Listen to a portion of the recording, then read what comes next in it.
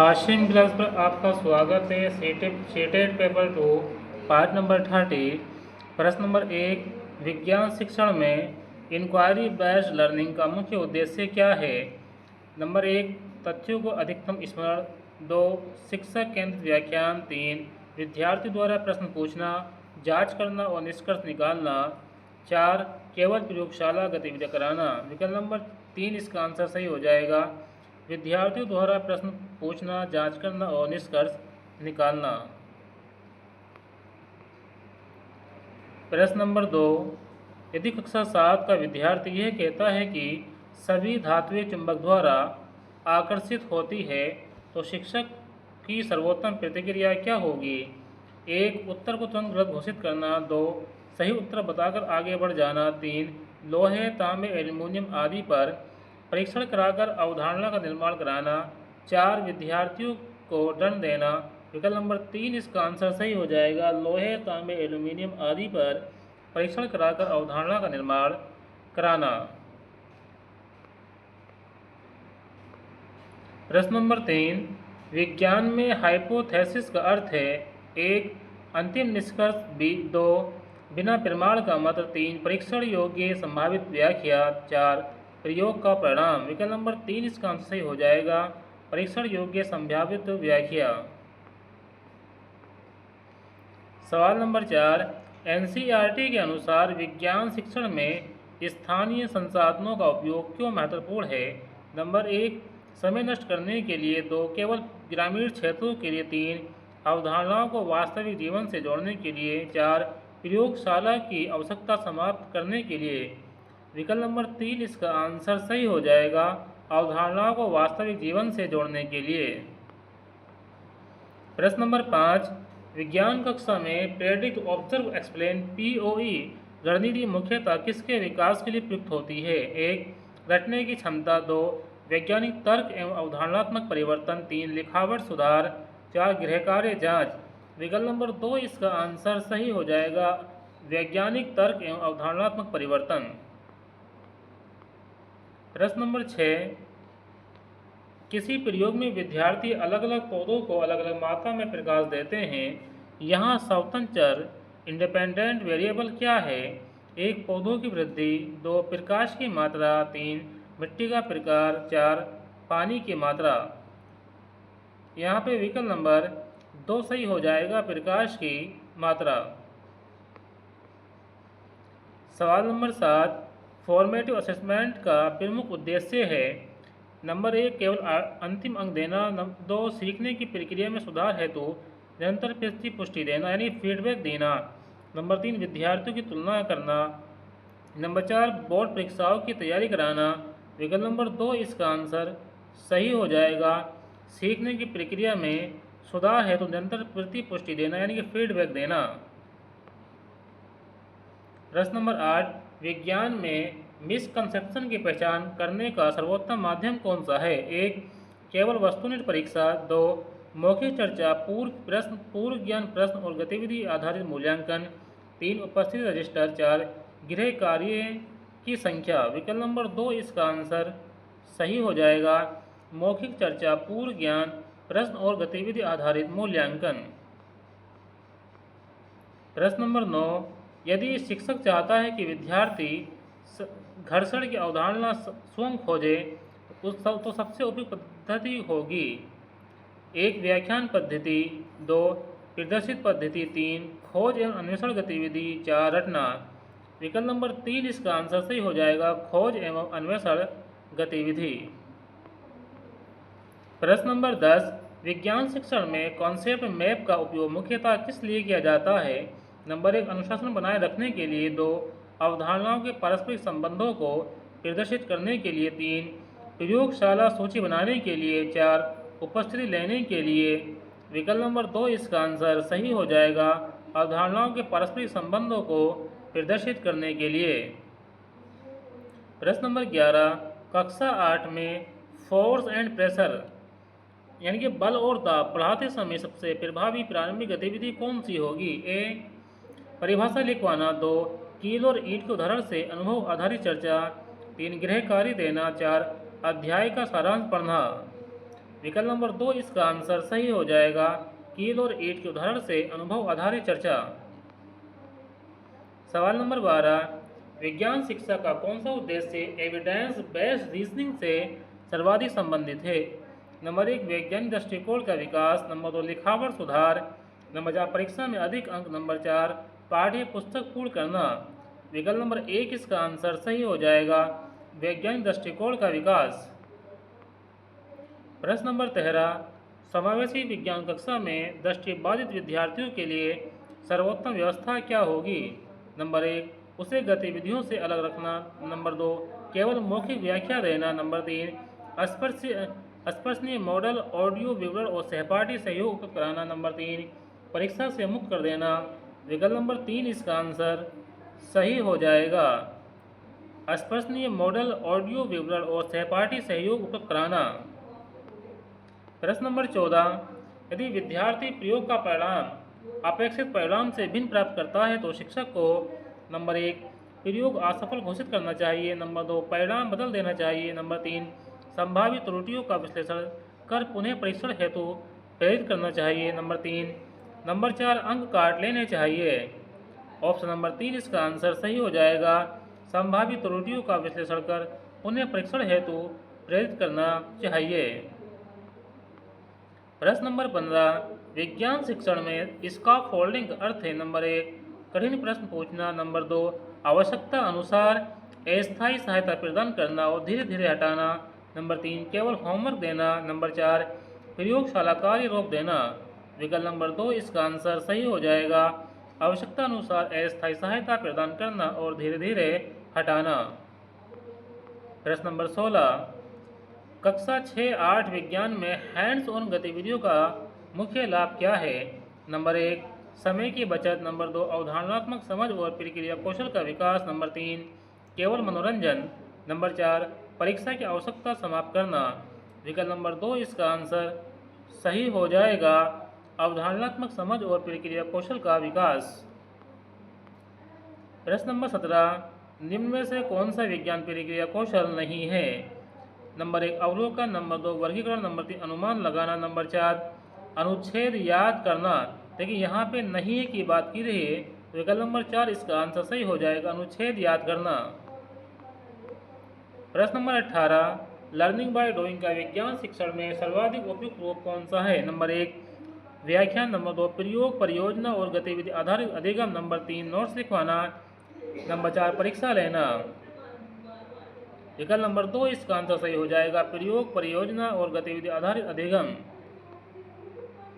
प्रश्न नंबर 19, विज्ञान में कंट्रोल ग्रुप का उद्देश्य है? नंबर 1 परिणामों की तुलना के लिए आधार प्रदान करना, नंबर 2 प्रयोग को कठिन बनाना, नंबर 3 समय बढ़ाना, नंबर 4 उपकरण बचाना। विकल्प नंबर 1 इसका आंसर सही हो जाएगा, परिणामों की तुलना के लिए आधार प्रदान करना। विकल्प नंबर 20, यदि शिक्षक विद्यार्थियों से स्थानीय जल स्रोतों का सर्वेक्षण कराता है तो ये मुख्यतः किस दृष्टिकोण को बढ़ावा देता है? नंबर 1 पर्यावरणीय जागरूकता एवं विज्ञान समाज संबंध, नंबर 2 केवल गणितीय कौशल, नंबर 3 भाषा कौशल, नंबर 4 स्मरण शक्ति। विकल्प नंबर 1 इसका आंसर सही हो जाएगा, पर्यावरणीय जागरूकता एवं विज्ञान समाज संबंधी संबंध। प्रश्न नंबर 21, विज्ञान कक्षा में पेयर असेसमेंट का प्रमुख लाभ है? नंबर 1 शिक्षक का कार्य समाप्त हो जाता है, नंबर 2 विद्यार्थी आत्ममूल्यांकन और मानदंड आधारित सोच विकसित करते हैं, नंबर 3 केवल अंक बढ़ते हैं, नंबर 4 अनुशासन सौते बन जाता है। विकल्प नंबर 2 इसका आंसर सही हो जाएगा, विद्यार्थी आत्ममूल्यांकन और मानदंड आधारित सोच विकसित करते हैं।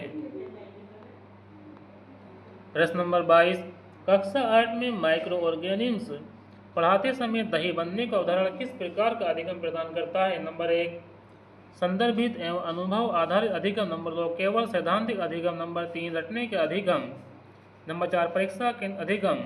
विकल्प नंबर 1 इसका आंसर सही हो जाएगा, संदर्भित एवं अनुभव आधारित अधिगम। अधिगम का जो अर्थ होता है वो होता है सीखना।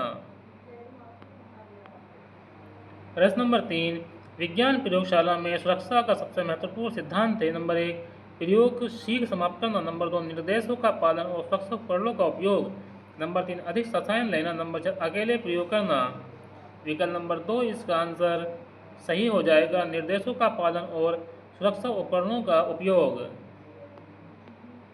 विकल्प नंबर 4 सवाल नंबर 24 कंस्ट्रक्टिविस्ट अप्रोच के अनुसार ज्ञान नंबर 1 शिक्षक द्वारा सीधे स्थानांतरित किया जाता है, नंबर 2 विद्यार्थी अपने अनुभव के आधार पर निर्मित करता है, नंबर 3 केवल पुस्तक में होता है, नंबर 4 केवल परीक्षा के लिए होता है। विकल्प नंबर 2 इसका आंसर सही हो जाएगा विद्यार्थी अपने अनुभव के आधार पर निर्मित करता है। प्रश्न नंबर 25 विज्ञान शिक्षण में एरर एनालिसिस का उपयोग क्यों किया जाता है, नंबर 1 दंड देने के लिए, नंबर 2 सीखने की कठिनाइयों और भ्रांतियों को समझने के लिए, नंबर 3 समय नष्ट करने के लिए, नंबर 4 केवल अंक घटाने के लिए।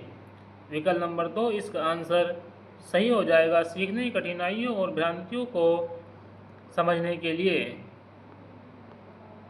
प्रश्न नंबर 26 यदि विद्यार्थी पौधों के वर्गीकरण हेतु स्वयं मानदंड बनाते हैं तो शिक्षक मुख्यतः किस कौशल का विकास कर रहा है, नंबर 1 वर्गीकरण एवं वैज्ञानिक तर्क, नंबर 2 केवल लेखन, नंबर 3 केवल स्मरण और नंबर 4 अनुशासन। तो यहाँ विकल्प नंबर 1 इसका आंसर सही हो जाएगा वर्गीकरण एवं वैज्ञानिक तर्क। प्रश्न नंबर 27 विज्ञान में ओपन एंडेड क्वेश्चन का सर्वोत्तम उदाहरण कौन सा है, नंबर 1 जल का सूत्र क्या है, नंबर 2 पृथ्वी सूर्य की परिक्रमा करती है या नहीं, नंबर 3 यदि किसी क्षेत्र में वर्षा कम हो जाए तो स्थानीय पारिस्थितिकी पर क्या प्रभाव पड़ सकता है, नंबर 4 धातु चालक होती है या नहीं। विकल्प नंबर 3 इसका आंसर सही हो जाएगा यदि किसी क्षेत्र में वर्षा कम हो जाए तो स्थानीय पारिस्थितिकी पर क्या प्रभाव पड़ सकता है। सवाल नंबर 28 विज्ञान शिक्षक द्वारा थिंक पेयर शेयर तकनीक का उपयोग मुख्यतः किस लिए किया जाता है, नंबर 1 गृह कार्य जांचने के लिए, नंबर 2 सक्रिय सहभागिता और विचार विमर्श बढ़ाने के लिए, नंबर 3 परीक्षा लेने के लिए, नंबर 4 अनुशासनात्मक कार्यवाही के लिए। विकल्प नंबर 2 इसका आंसर सही हो जाएगा सक्रिय सहभागिता और विचार विमर्श बढ़ाने के लिए। प्रश्न नंबर 29 किसी अध्याय के अंत में विद्यार्थियों से मैंने क्या लिखा, मुझे कहाँ कठिनाई हुई और आगे क्या जांचूंगा लिखवाना किस प्रकार का मूल्यांकन है, number 1 diagnostic test, number 2 self assessment reflective assessment, number 3 summative test, number 4 achievement test. विकल्प नंबर 2 इसका आंसर सही हो जाएगा सेल्फ असेसमेंट रिफ्लेक्टिव असेसमेंट। प्रश्न नंबर 28 विज्ञान शिक्षक द्वारा थिंक पेयर शेयर तकनीक का उपयोग मुख्यतः किस लिए किया जाता है, नंबर 1 गृह कार्य जांचने के लिए, नंबर 2 सक्रिय सहभागिता और विचार विमर्श बढ़ाने के लिए, नंबर 3 परीक्षा लेने के लिए, नंबर 4 अनुशासनात्मक कार्यवाही के लिए। विकल्प नंबर 2 इसका आंसर सही हो जाएगा सक्रिय सहभागिता और विचार विमर्श बढ़ाने के लिए।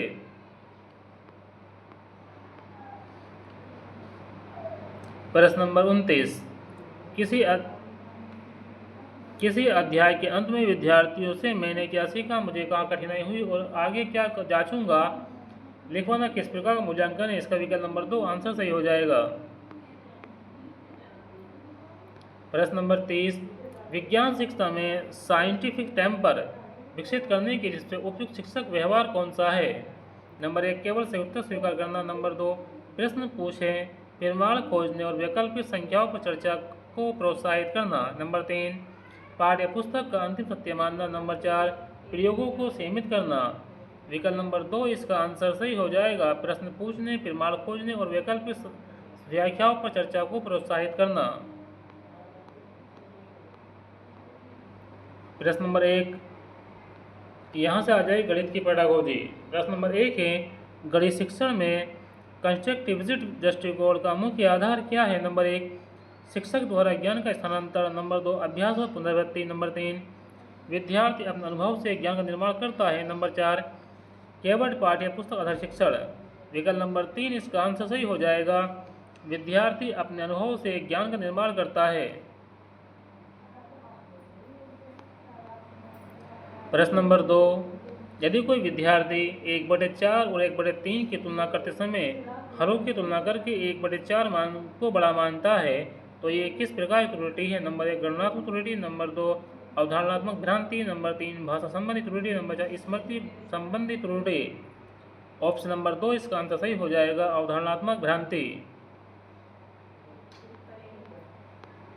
प्रश्न नंबर 3, एनसीएफ के अनुसार गणित शिक्षण का प्रमुख उद्देश्य है। नंबर 1 केवल परीक्षा में अंक बढ़ाना, नंबर 2 गणितीय सोच उत्तर क्षमता का विकास, नंबर 3 सूत्र याद कराना, नंबर 4 गृह कार्य कराना।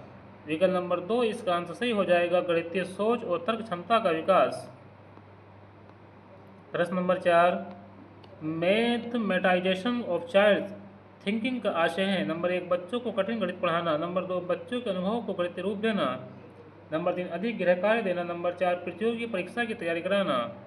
विकल्प नंबर 2 इसका आंसर सही हो जाएगा, बच्चों के अनुभव को गणितीय रूप देना। प्रश्न नंबर 4,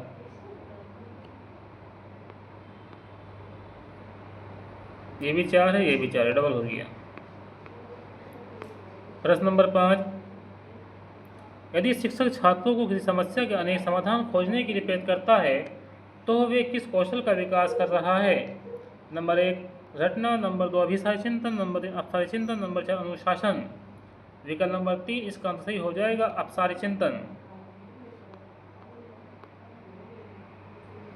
प्रश्न नंबर 6, गणित कक्षा में मैनिपुलेटिव्स जैसे ब्लॉक बैट्स टाइल्स का उपयोग टाइल्स का मुख्य उद्देश्य है। नंबर 1 मनोरंजन, नंबर 2 अमूर्त अवधारणा को ठोस अनुभव से जोड़ना, नंबर 3 समय व्यतीत करना, नंबर 4 केवल छोटे बच्चों के लिए उपयोग। विकल्प नंबर 2 इसका आंसर सही हो जाएगा, अमूर्त अवधारणाओं को ठोस अनुभव से जोड़ना। प्रश्न नंबर 7, फॉर्मेटिव असेसमेंट का सबसे उपयुक्त उदाहरण कौन सा है। नंबर 1 वार्षिक परीक्षा, नंबर 2 इकाई परीक्षा, नंबर 3 कक्षा चर्चा और प्रतिपुष्टि, नंबर 4 बोर्ड परीक्षा। विकल्प नंबर 3 इसका आंसर सही हो जाएगा, कक्षा चर्चा और त्वरित प्रतिपुष्टि। प्रश्न नंबर 8, यदि विद्यार्थी बार बार उधार में गलती करता है तो शिक्षक को सबसे पहले क्या करना चाहिए। नंबर 1 अधिक प्रश्न हल करवाना, नंबर 2 मूल स्थानिक मान प्लेस वैल्यू की समझ की जांच करना, नंबर 3 अंक काटे, नंबर 4 उत्तर बता देना। विकल्प नंबर 2 इसका आंसर सही हो जाएगा, मूल स्थानिक मान प्लेस वैल्यू की समझ की जांच करना। प्रश्न नंबर 9, एरर एनालिसिस का उद्देश्य है। नंबर 1 विद्यार्थियों को दंड देना, नंबर 2 सीखने की कठिनाइयों को समझना, नंबर 3 केवल अंक घटाना, नंबर 4 परीक्षा लेना। विकल्प नंबर 2 इसका आंसर सही हो जाएगा, सीखने की कठिनाइयों को समझना।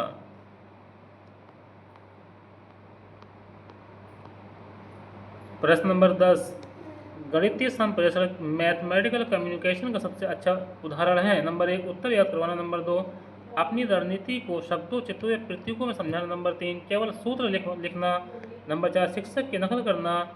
विकल्प नंबर 2 इसका आंसर सही हो जाएगा, अपनी रणनीति को शब्दों चित्रों या प्रतीकों में समझना। सवाल नंबर 4, यदि शिक्षक थिंक पेयर शेयर का तकनीक का उपयोग करता है तो उसका मुख्य उद्देश्य है। नंबर 1 समय बचाना, नंबर 2 सहयोगात्मक अधिगम और गणितीय चर्चा को बढ़ावा देना, नंबर 3 गृह कार्य जांच, नंबर 4 अनुशासन बनाए रखना। विकल्प नंबर 2 इसका आंसर सही हो जाएगा, सहयोगात्मक अधिगम और गणितीय चर्चा को बढ़ावा देना। सवाल नंबर 12, किसी सब समस्या वर्ड प्रॉब्लम को हल करने में कठिनाई मुख्यतः किस कारण से हो सकती है। नंबर 1 केवल गणना कौशल की कमी, नंबर 2 भाषा और गणितीय संबंध की समझ का अभाव, नंबर 3 लिखावट खराब होना, नंबर 4 समय की कमी। विकल्प नंबर 2 इसका आंसर सही हो जाएगा, भाषा और गणितीय संबंध की समझ का अभाव।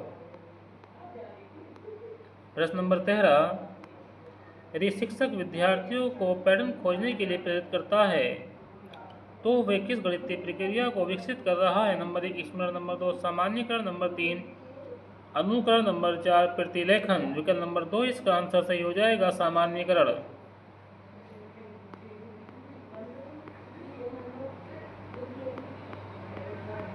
प्रश्न नंबर 14, समावेशी गणित कक्षा में डिसकैलकुलिया वाले विद्यार्थियों के लिए सबसे उपयुक्त रणनीति क्या है। नंबर 1 अतिरिक्त दंड, नंबर 4 ठोस सामग्री दृश्य सहायता और छोटे चरणों में शिक्षण, नंबर 3 केवल मौखिक व्याख्या, नंबर 4 परीक्षा से मुक्त करना। विकल्प नंबर 2 इसका आंसर सही हो जाएगा। ठोस सामग्री, दृश्य सहायता और छोटे चरणों में शिक्षण। प्रश्न नंबर 15 गणित में स्कैफोल्डिंग का अर्थ है। नंबर 1 कठिन प्रश्न देना। नंबर 4 आवश्यकताओं के अनुसार अस्थायी सहायता प्रदान करना। नंबर 3 केवल उत्तर बताना। नंबर 4 गृह कार्य बढ़ाना। विकल्प नंबर 2 इसका आंसर सही हो जाएगा। आवश्यकता के अनुसार स्थायी सहायता प्रदान करना। आवश्यकता के अनुसार अस्थायी सहायता प्रदान करना। प्रश्न नंबर 16 यदि विद्यार्थी 0.5 और 0.45 तुलना में 45 बड़ा है और 5 छोटा है के आधार पर 0.5 को बड़ा मानता है तो ये किस प्रकार की भ्रांति है। नंबर 1 दशमलव स्थानिक मान की अवधारणात्मक भ्रांति। नंबर 2 गणनात्मक त्रुटि। नंबर 3 भाषा त्रुटि। नंबर 4 स्मृति त्रुटि। अब देखिए यहाँ पे लिखा हुआ 0.45 और यहाँ लिखा हुआ 0.5, यानी कि वे क्या कर रहा है, वे जो है 45 को बड़ा मानता है, मतलब 45 के आधार पर क्या करते हैं 0.45 को बड़ा मानता है। तो इसका विकल्प नंबर 1 सही हो जाएगा। दशमलव स्थानिक मान की अवधारणात्मक भ्रांति। प्रश्न नंबर 17 प्रॉब्लम सॉल्विंग की गणित शिक्षण में केंद्रीय स्थान क्यों दिया जाता है। नंबर 1 केवल प्रतियोगी परीक्षा के लिए। नंबर 2 तर्क विश्लेषण और निर्णय क्षमता विकसित करने के लिए। नंबर 3 समय भरने के लिए। नंबर 4 पाठ्य पुस्तक पूरी करने के लिए। विकल्प नंबर 2 इसका आंसर सही हो जाएगा। तर्क विश्लेषण और निर्णय क्षमता का विकसित करने के लिए। प्रश्न नंबर 18 डायग्नोस्टिक असेसमेंट का उपयोग कब किया जाता है। नंबर 1 वर्ष के अंत में। नंबर 2 सीखने की कठिनाइयों की पहचान के लिए। नंबर 3 केवल अंक देने के लिए। नंबर 4 उपस्थिति के लिए। देखिए डायग्नोस्टिक टेस्ट का जो उपयोग, डायग्नोस्टिक असेसमेंट का उपयोग जो किया जाता है वो कठिनाइयों की पहचान के लिए किया जाता है। तो विकल्प नंबर 2 इसका आंसर सही हो जाएगा। सीखने की कठिनाइयों की पहचान के लिए, मतलब जो सीख रहे हैं उसमें क्या क्या कठिनाई हो रही है उनको पहचानने के लिए जो है डायग्नोस्टिक असेसमेंट का उपयोग किया जाता है। प्रश्न नंबर 19 यदि शिक्षक छात्रों से किसी आकृति के विभिन्न गुण स्वयं खोजने को कहता है तो वे किस दृष्टिकोण का उपयोग कर रहा है। देखिए यहाँ पे खोजने की बात हो रही है। नंबर 1 व्याख्यान। नंबर 2 खोज अधिगम। नंबर 3 रटना। नंबर 4 केवल। देखिए केवल तो होता नहीं, रटने की बात करेंगे नहीं, व्याख्यान होती नहीं है, यहाँ खोज की बात है, तो यहाँ विकल्प नंबर 2 आंसर सही हो जाएगा। खोज आधारित अधिगम। प्रश्न नंबर 20 गणित में मल्टीपल रिप्रेजेंटेशन का अर्थ है। नंबर 1 एक ही प्रश्न को कई बार लिखना। नंबर 2 संख्या, चित्र, आरेख, तालिका और प्रतीकों के माध्यम से अवधारणा प्रस्तुत करना। नंबर 3 कक्षा कई परीक्षाएं लेना। नंबर 4 केवल ग्राफ बनाना। तो विकल्प नंबर 2 इसका आंसर सही हो जाएगा। संख्या, चित्र, आरेख, तालिका और प्रतीकों के माध्यम से अवधारणा प्रस्तुत करना। प्रश्न नंबर 21 यदि छात्र किसी नियम को कोई उदाहरण के आधार पर स्वयं खोजता है तो ये किस प्रकार अधिगम है। देखिए यहाँ पे जो है खोजने की बात चल रही है। नंबर 1 निगमनात्मक। नंबर 2 आगमनात्मक यानी इंडक्टिव। नंबर 3 रटने वाला। अब देखिए यहाँ जो ऑप्शन सही हो जाएगा, यहाँ विकल्प नंबर जो है 2 सही हो जाएगा, आगमनात्मक यानी इंडक्टिव।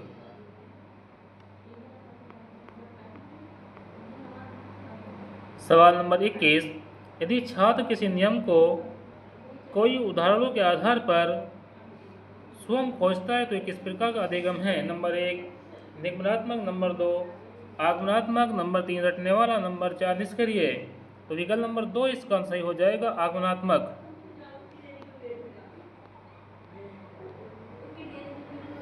देखिए याद करने का तरीका कैसे हो जाएगा इसका। एग्जाम्पल की बात है तो छोटे आ को जो है ना, या शुरू में छोटा आ रहा है। देखिए यहाँ जो है जो लिखा हुआ ना आगमनात्मक, इसमें आगमनात्मक क्या है, शुरू में जो है छोटा आ रहा है। अब छोटे आ को जो है आप छोटा ऊ मान लो, यानी कि उदाहरण मान लो। तो इसमें जो इंडक्टिव मेथड होता है जिसे आगमनात्मक कहते हैं, इसमें आ से शुरू हो रहा था, यानी कि इसमें पहले क्या आएगा, पहले इसमें जो है उदाहरण आएगा, पहले इसमें एग्जाम्पल आएगा। सवाल नंबर 22 गणित कक्षा में खुले प्रश्न का प्रमुख लाभ क्या है। नंबर 1 केवल एक सही उत्तर मिलता है। नंबर 2 विविध रणनीतियाँ और इस स्तरीय चिंतन विकसित होता है।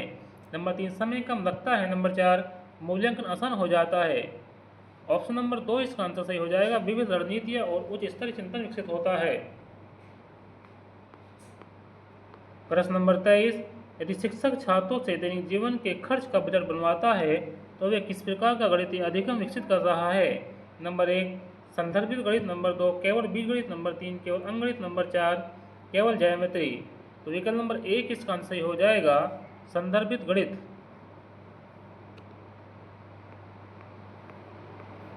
सवाल नंबर 24, गणितीय तर्क मैथमेटिकल रीजनिंग का सर्वोत्तम उदाहरण है। नंबर 1 उत्तर याद करना, नंबर 2 क्यों और कैसे का औचित्य प्रस्तुत करना, नंबर 3 केवल सूत्र लिखना, नंबर 4 तेजी से गणना करना। तो विकल्प नंबर 2 इसका आंसर सही हो जाएगा, क्यों और कैसे का औचित्य प्रस्तुत करना।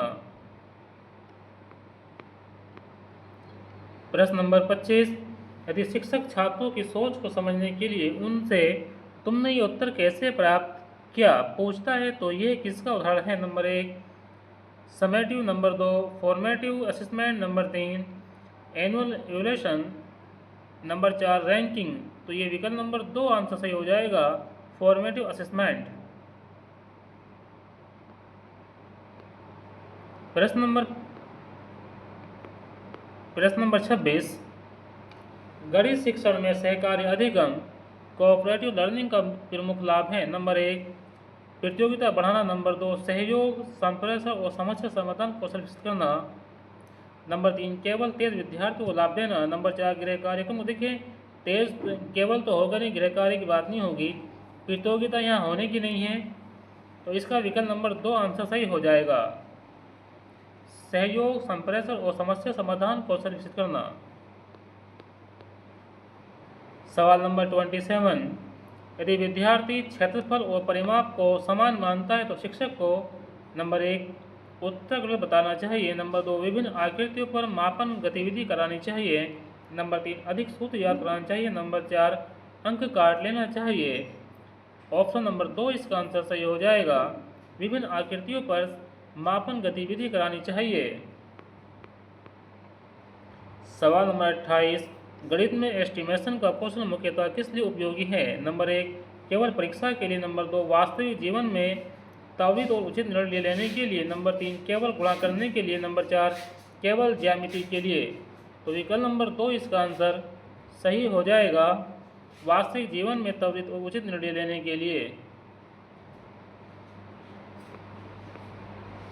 सवाल नंबर 29, यदि शिक्षक छात्रों को ग्राफ, तालिका और समीकरण के बीच संबंध स्थापित करने को कहता है तो वह किस क्षमता का विकास कर रहा है। नंबर 1 केवल स्मरण। देखिए केवल स्मरण की हम बात नहीं करेंगे, ऑप्शन नंबर 1 तो होगा नहीं।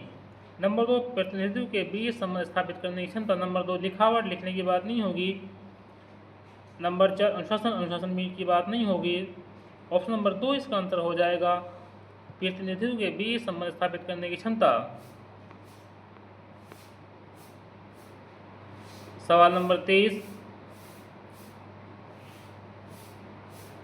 गणित शिक्षण में सबसे प्रभावी शिक्षक वह माना जाता है। देखिए यहाँ पे टीचर की बात चल रही है। नंबर 1 सभी सूत्र याद करा दें, नंबर 2 केवल तेज छात्रों पर ध्यान दें, नंबर 3 विद्यार्थियों की सोच, त्रुटियों और वैकल्पिक रणनीतियों को महत्व दें, नंबर 4 केवल परीक्षा परिणाम पर ध्यान दें। विकल्प नंबर 3 इसका सही हो जाएगा, विद्यार्थियों की सोच, त्रुटियों और वैकल्पिक रणनीतियों को महत्व दें। वीडियो को लाइक करें, अपने दोस्तों में शेयर करें। ये पार्ट नंबर इसका 30 है, यानी कि 30 है। चैनल को सब्सक्राइब करना ना भूलें। मिलते हैं आपसे नेक्स्ट वीडियो में। Thanks for watching this video.